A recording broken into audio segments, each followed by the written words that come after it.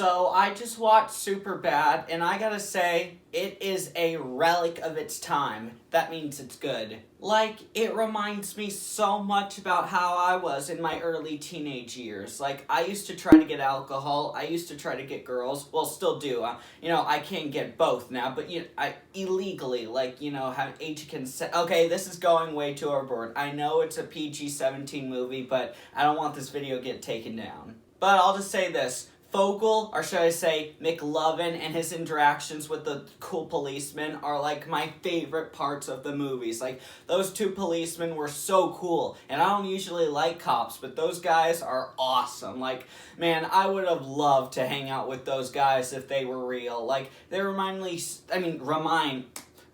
so much of Chief Wiggum and other lousy cops. Like, they're not good at their job, and that's what makes them so fun. And the way they act, they got revenge on that guy who spits all the time. I can't remember his name, but he was all whack. Man, that was a highlight. He didn't appear that much in the movie, but yeah, I gotta say, that was memorable. And I also did not expect to have a gay scene of Seth and Evan. I mean, that was so out of nowhere. I know he carried him to safety, but damn, like, being all, I love you.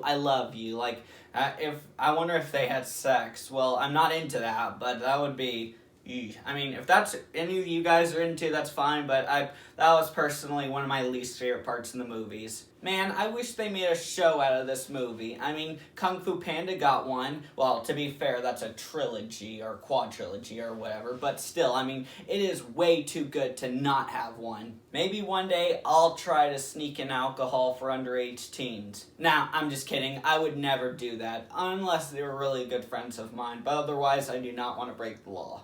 So, all in all, SuperBad is an amazing coming-of-age teenage drama movie. Man, it is way ahead of its time, so it is definitely worth the watch.